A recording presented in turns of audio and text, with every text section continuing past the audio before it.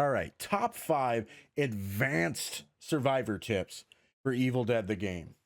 What are they? Let's get right into it. Number 1, if you're about to get possessed, like you could see I'm about to be in this video right here that's playing, one of the things you could do if you think the demon is near you or is about to possess you is you could go into your inventory and you can drop your current weapon that you're using. Now, as a warrior, I wouldn't really recommend dropping your melee weapon. For the most part, your teammates should be able to deal with you. But certainly as a hunter, you're going to be dealing so much damage with your ranged weapon that you really want to drop that if you can. It's a great counter to the possession mechanic. They're screwed if they possess a hunter and they don't have a gun on them. So keep an eye on your fear. If it gets a little too out of control, go ahead and drop your gun. Otherwise, try to make sure that your weapon is at least empty and needs to be reloaded.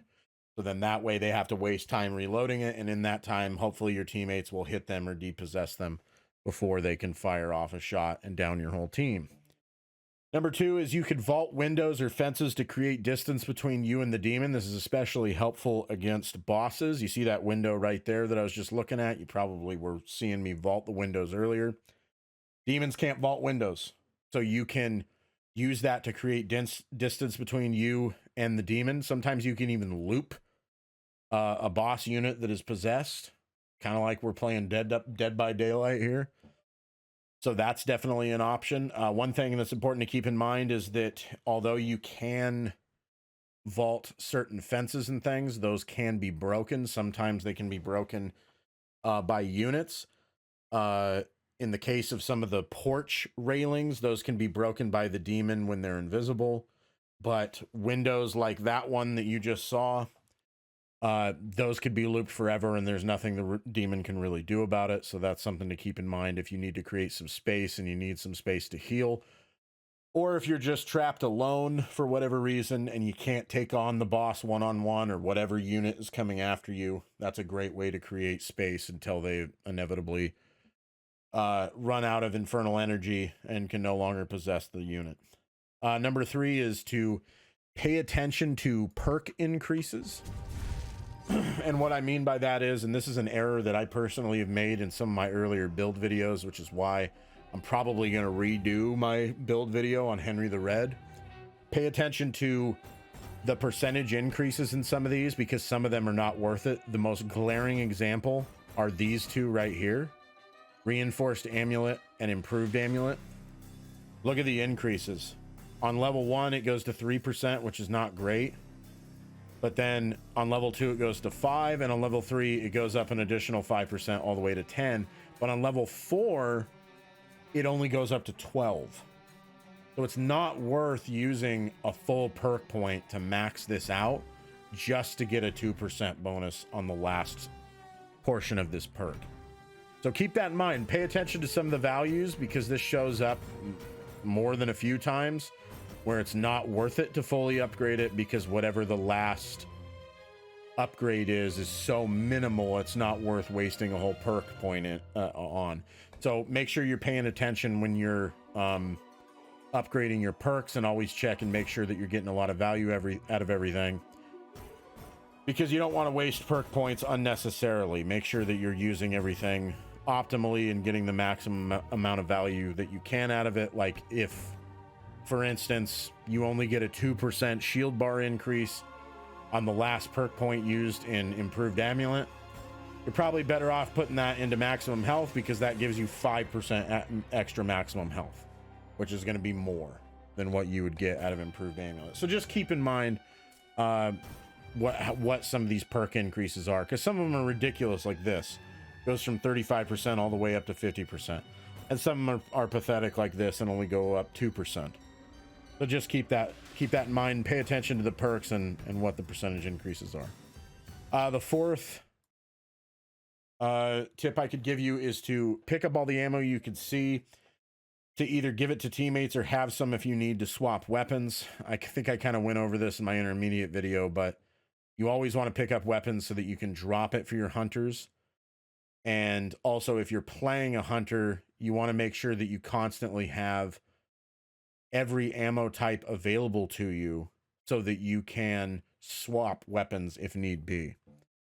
Also, if you're playing a hunter, make sure you ping for ammo if you ever run low. But if you're ever caught in a situation where you really run out of ammo, you need to be able to swap to a weapon really quick and then be able to make sure that you have full ammo.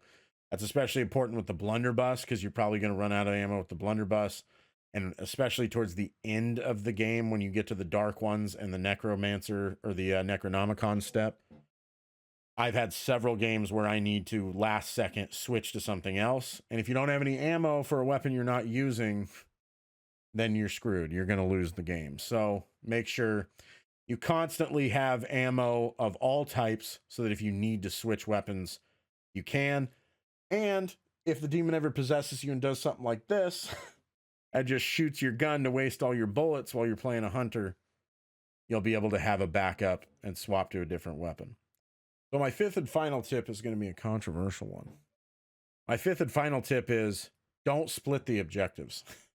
I've seen a lot of people go around and say that, and I've seen demon players complain that that's too powerful of a strategy because it means that even if the demon is able to kill two people while they're at one objective, like the Kandarian dagger, by the time they're able to get over to the lost pages, there's not enough time left, and then they're going to finish the other objective, and it's going to automatically resurrect the two teammates who died.